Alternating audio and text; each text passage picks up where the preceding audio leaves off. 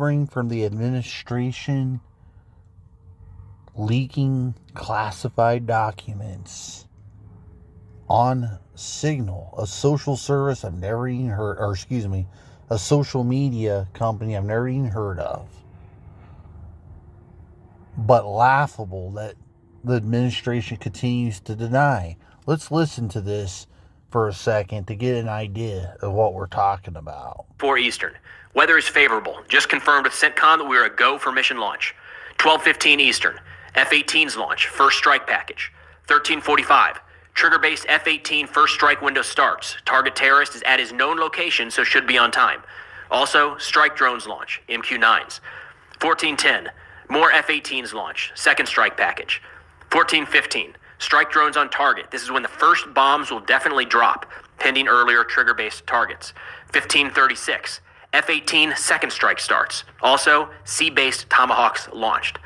Now, according to the White House, the director of the Central Intelligence Agency, and the DNI, this information here is unclassified and was unclassified when it was released in a signal chain. So let's go back to when this happened a few days ago. And this is why, first thing, those of you watching my channel know I'm a Republican. And I find this whole defending the indefensible always ridiculous. It's not really a party thing to me. It's just, it is what it is, Republican or Democrat, right? And this is one of those things. You go back, to the journalists for Atlanta, for the Atlantic magazine, Goldberg or whatever his name is, and all Pete does is just bad mouthing. Okay, yeah, he's a liberal general or a journalist, blah blah blah. I get it. But if you go back to the initial press reports that were happening, well, not even reports, live. They were live with cameras in front of his face. The man was, if you just listen to the words come out of his mouth, Pete Hegseth, okay, if you just listen to the words coming out of the man's mouth, he was actually trying to deny that this even happened at all. Literally, no joke. You go back and listen to some of that original stuff. He's had a camera shoved in his face like 10 times now. But you go back to that original, the very first original live camera shoved in his face. Listen to the man's words. Words don't lie, right? They have meaning. He was trying to deny that it even ever happened. Oh, there was no signal meeting that took place. There was, he was denying that it even happened. I like to jokingly say it, but somewhat serious, call this the round, King Arthur, the Knights of the Round Table. This was the Round Table, but it was in digital form. They weren't physically sitting in a room together. These were the clown squad, sitting across each other on the round table in the world of digital, in the digital world is what this was, the clown show. Okay, but the reason why I bring this up before we listen to a little bit more of this from Preston Stewart here is because what Pete probably maybe hadn't already known about yet, or maybe wasn't informed of, or maybe he did and he just didn't care, is Goldberg had already released the live recording of them talking, like literally talking inside the signal. People get stuck, people get hung up on the text part, but the voices to the recording had already been released. And so what I'm saying, they're inside the signal room and they're talking to one another, just like it's talking on a phone. They're on signal talking to each other, right? I mean, they're literally talking. You can hear Vance talking, J.D. Vance. You can hear Pete talking. You can hear Mike talking. There was some other people that were talking. They were all talking. I mean, this came out almost immediately. And then there was some stuff that was edited out. But what I'm saying, to deny it and make it and pretend like none of this stuff happened, you gotta be fucking kidding me. I mean, you almost have to absolutely not have a brain to understand this. They were just lying out of their teeth. It's like I said, when it's almost like Pete didn't know that there had already been voice recordings released or something. It was very bizarre to hear him deny the undeniable. But anyway, you understand what I'm saying. Let's switch to where we're at now. Now where we're at is the narrative starts changing, right? So then they start talking about, well, a day later or something, right? They start saying things like, yeah, well, the signal stuff is real. That was all, because the NSA or whoever, right? They ended up saying, oh yeah, this signal stuff is real. All these text messages or whatever, they're all real. Yeah, we already traced them. It's all legit. It was all real. It happened. That kind of stuff.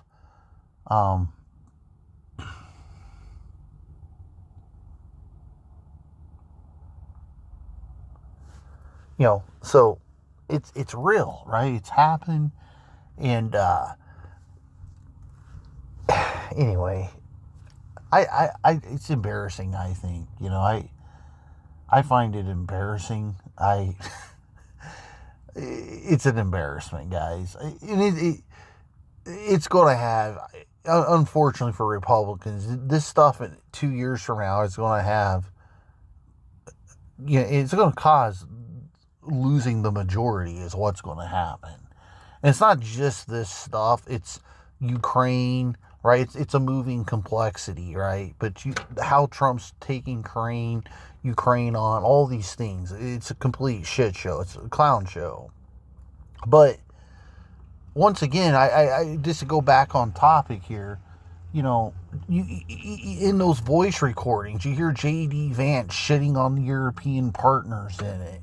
You hear what sounds like J.D. Vance even undermining Donald Trump's authority, which he had already given the green light for this stuff.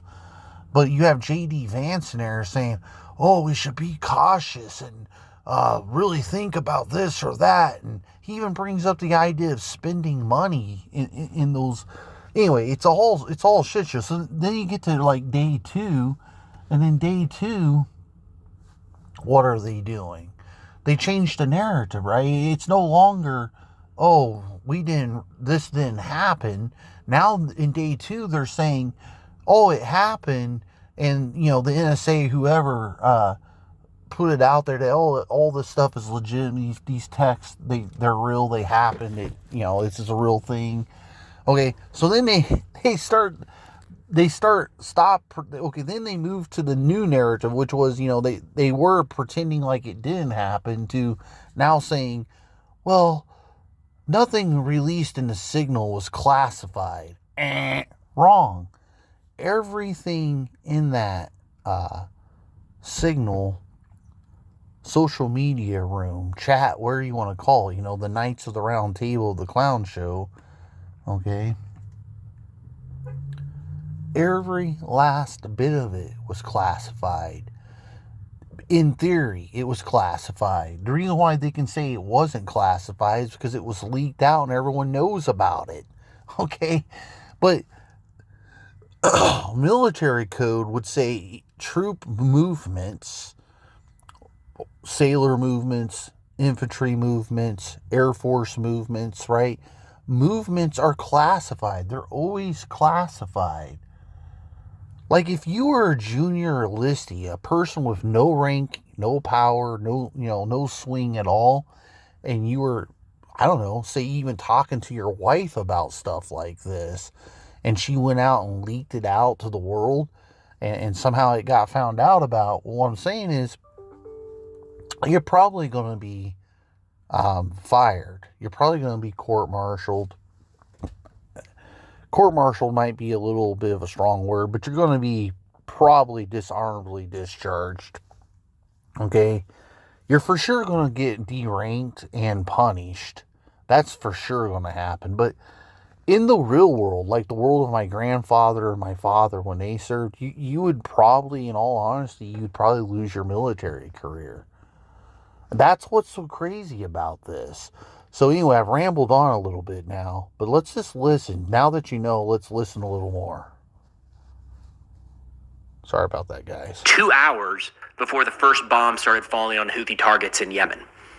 This is what we've been talking about the last couple days, and we now have the full, unedited, unredacted text chain from Jeffrey Goldberg over at The Atlantic. We've talked about this in recent days where we've had senior leaders in the U.S. administration say this isn't real, and then shift over to it wasn't classified. We had yesterday DNI Gabbard and the director of the CIA, Ratcliffe, say there was no classified information in this text chain. That's confirmed by President Trump later in the day, and the White House earlier in the day. And I have to say, this information up here on the screen before, the operational details, launch times of assets prior to a real-time mission over hostile territory is classified information. There's no two ways about it. If this was an operation when I was on active duty and I shared this, or a soldier in my command shared it, we'd very well be facing jail time. Now I understand this is one of those videos where people are going to come at me and say this is partisan or biased or this isn't what I'm here for. But I'll tell you what, this is the type of thing. This is a national security story, and this information here put American lives at risk. There were pilots in those F-18s entering hostile airspace that has shot down something like 15 Reapers in the last few years. So it's not just sticks and stones that they're throwing at our aircraft. And before they entered that hostile airspace, on the possibility of an open platform here, classified information was being released. Thank God nobody was killed. None of our aircraft were shot down. But this is... We don't need to watch this whole video to understand the bigger picture on this. But potentially, had Russia been somehow hacked into that, I mean, that would be hard to do, right? But just say that had happened, and they had gotten word of that information, they could relate it over to Iran and the Houthis, and well, like you said, Air Force pilots could have been at risk. It's like I said, the whole denial business is ridiculous. What should happen is Pete should be fired, and Trump, who has a history of just firing people, he should start firing basically everyone at that table, which I hate to say as a Republican, but this is all these are precisely the exact reasons why a lot of Republicans didn't want Tulsi Gabbard, didn't really want Pete, because they're people with no experience, period. Yeah, Pete at least has combat experience. Yes, and Gabbard's in the National Guard, and I'm not saying anything bad, good for them for serving the country, but they have no real world experience. And that's been a big problem, and,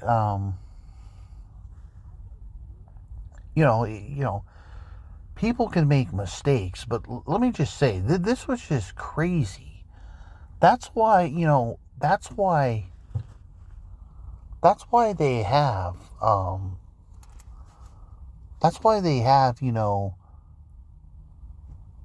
landlines for, so that national secrets can't be leaked out, hard lines and things like that, and security. That's why those things exist. They would have, the clowns at the round circle, as I was telling you at the start of the video, those guys would have been much more safer sitting in their hotel room or just, renting a hotel, event center and sitting in the event center and just talking at a round table together. I just, that's so, I think it's just, it's not, Pete's like around my age. I might even be older than him. But we grew up with technology, but unlike me, most people are addicted to it. Like, they can't put their phones down. it just becomes second nature. But it shouldn't be second nature. Like if you're in a high clearance security situation, this stuff shouldn't be second nature. You shouldn't just be reaching for your cell phone and talking on that device all the time. It shouldn't be happening. There's reason why protocols exist. So yeah, it's crazy, man. It is crazy.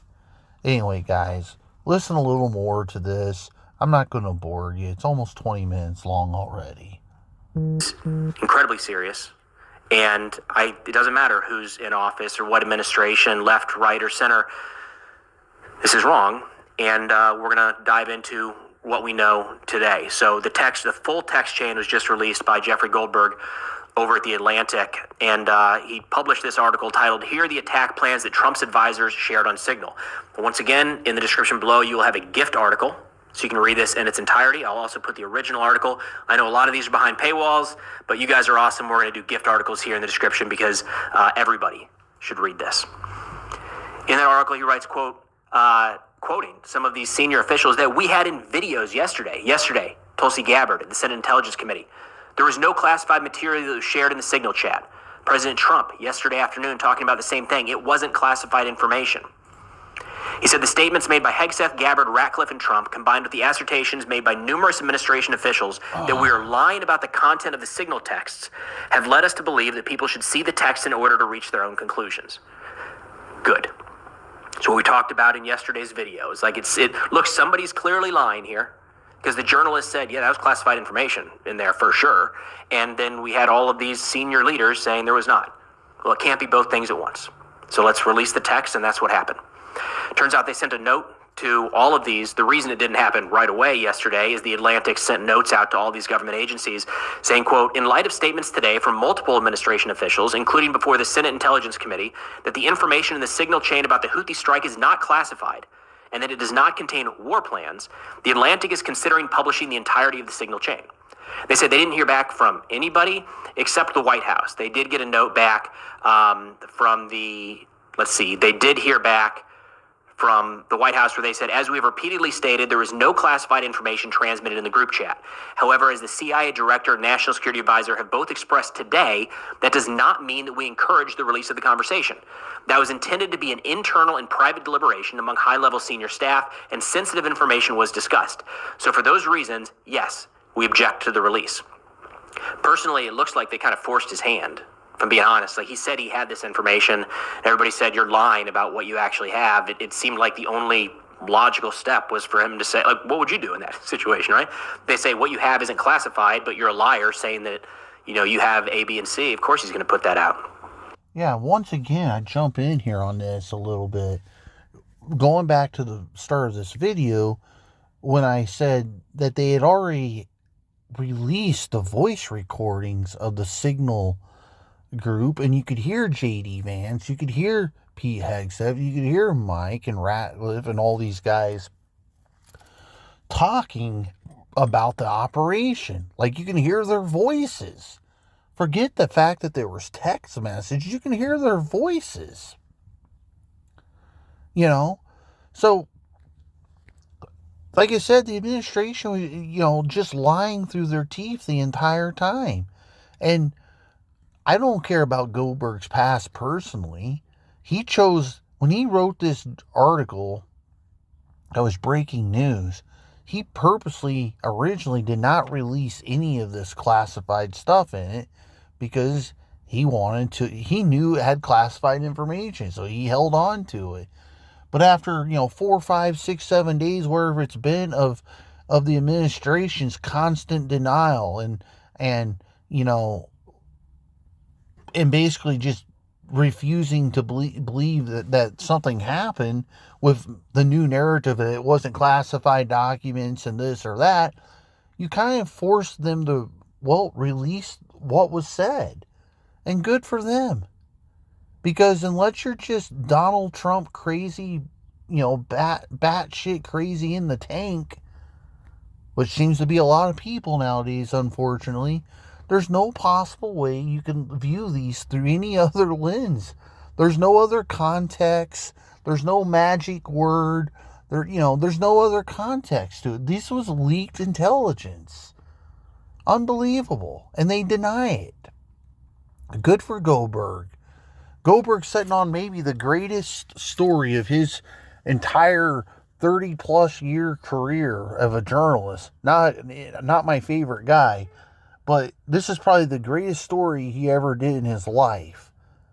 And he's set on it. He did all the right things, and the administration forced his hand now. So good for him.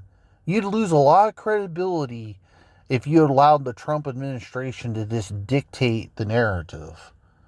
Just dictate the narrative. Like if you just allow Trump to run around and deny, and call you names and say this or say that, you let them guys rule the narrative. And it would cause massive, reputation damage to you. So good for them for doing this. I think it's the right thing to do. I'm a conservative. If somebody was doing this to me, I would do it too, as long as I wasn't breaking some kind of national, constitutional law or mandate. But I would do the same thing. So good for them. Now, I should caveat, there is one thing that's redacted here, and this one's even just based off of how this whole thing's playing out. They say a CIA spokesperson asked us to withhold the name of John Ratcliffe's chief of staff, which Ratcliffe shared in the signal chain because CIA intelligence officers are traditionally not publicly identified. Ratcliffe had testified earlier today that the officer is not undercover and said it was completely appropriate to share their name in the signal conversation. We will continue to withhold the name of the officer. Otherwise, in the entirety, the messages are unredacted. Again, all available in the description below. We're going to run through some of them here. The most important one to me, again, throughout a lot of this, you just get some internal squabbling, and honestly, I just don't care. It's like inside baseball, behind the scenes type stuff. There is the overall issue here is the classified information, what is being shared on Signal.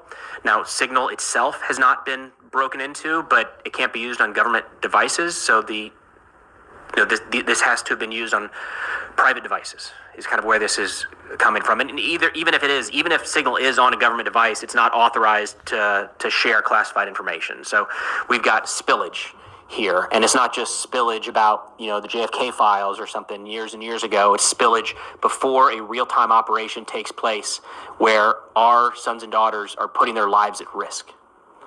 That was the spillage. Let's get into it. This is from the Hegseth text. 1410, more F-18s launched, second strike package. 1415, strike drones on target. This is when the first bombs will definitely drop. 1536, F-18, second strike starts. Also, first sea-based Tomahawks launched. More to follow per timeline. We are currently clean on OPSEC, operational security. Godspeed to our warriors. The way that classification works, and there's people that have much more experience with this than I do, is when something like a strike package is classified, let's say, in that package you would have the target location, you'd have who the target is, you would have the weapon systems that are going to be utilized, the timeline that you're going to carry out that strike, the platforms you're going to use to carry out that strike, and all sorts of other stuff like weather, chain of command, radio signals, electronic warfare package, etc., etc. Imagine that as like a packet.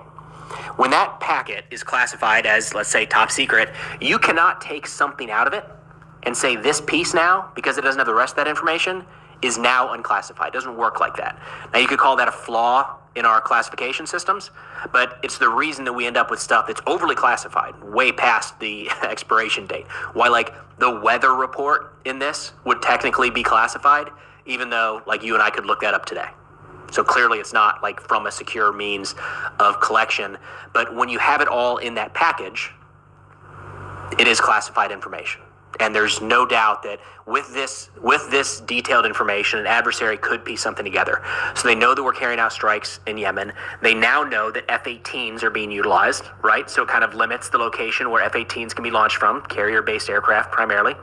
So they just have to identify, okay, where might that be? They know the exact times that they're going to launch. They also know the exact times that the bombs are supposed to fall. So they can pretty easily, if you had that information, you could pretty easily tell where those aircraft are going to fly, or at least one of the points they're going to fly over.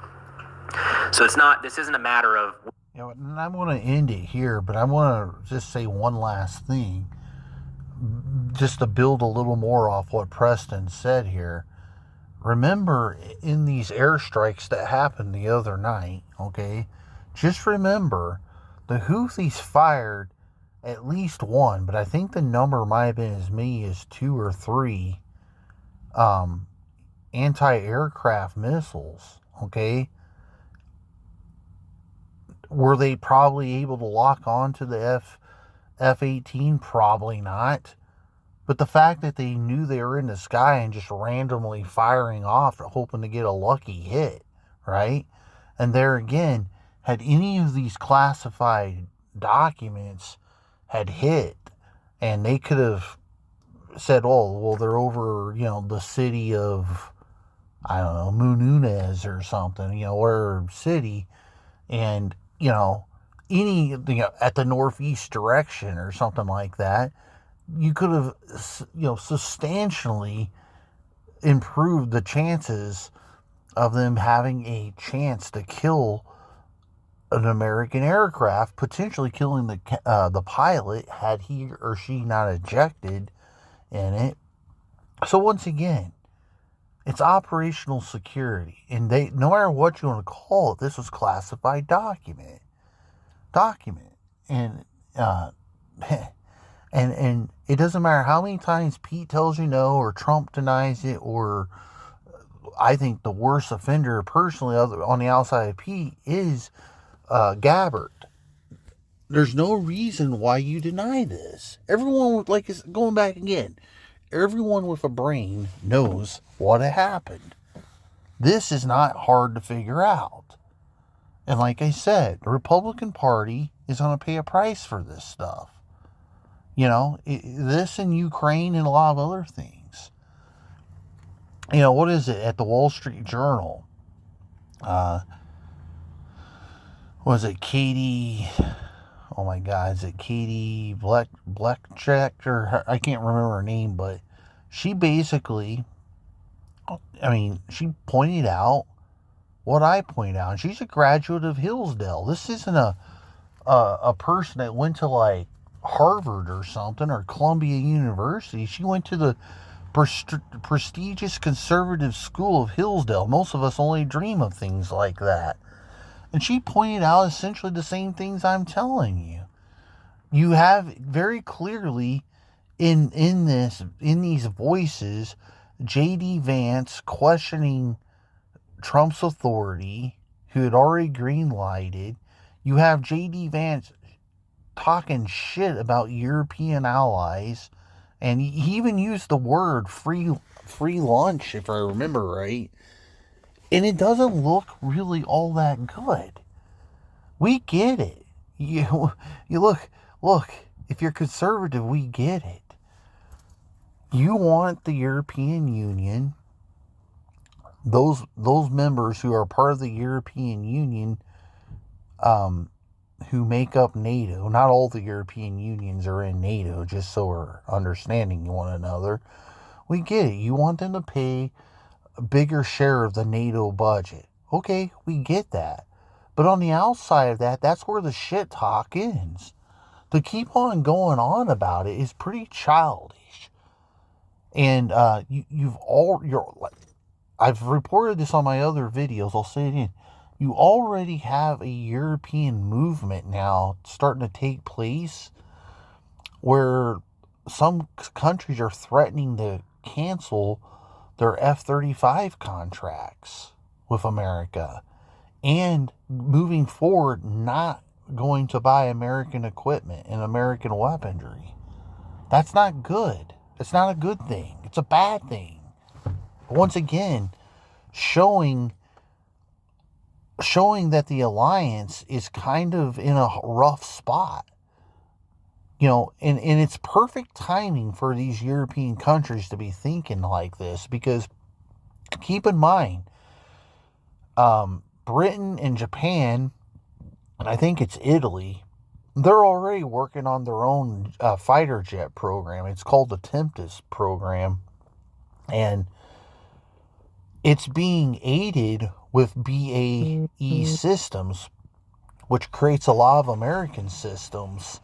Okay, so what I'm saying is it the F-35? Maybe. I don't know. I don't have an answer for you.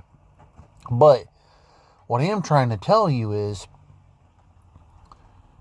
assuming we get to the point to where this thing is in full production for Europe, and Japan's going to be a part of this, right? Japan is a big part of it. Matter of fact, they might be putting more money into this than anyone. We're going to be talking about a high quality jet. A very high quality jet. Not just some cheap jet. This jet will and is being built with stealth capability. Okay? Like, we're talking about a major jet here. Some people just have this idea that it's some cheap. No, this is a major jet. As I just said, BAE Systems are involved in its development. So, once again, all this crazy talk of shitting on the alliances and stuff is getting kind of old. We get it. We want NATO members to pay a bigger share. That's fine. But that's really where it ends. Beyond that, America, whether it's China, Russia, or anybody for that matter, has no business telling other democracies of the world, democratic republics of the world, on how to live their life, how they should conduct themselves, this or that. Most of them are doing things better than we're doing here in our own country. So anyway, guys, that's it. What is it? Wednesday. Enjoy your Wednesday. Talk to you later. God bless. Bye.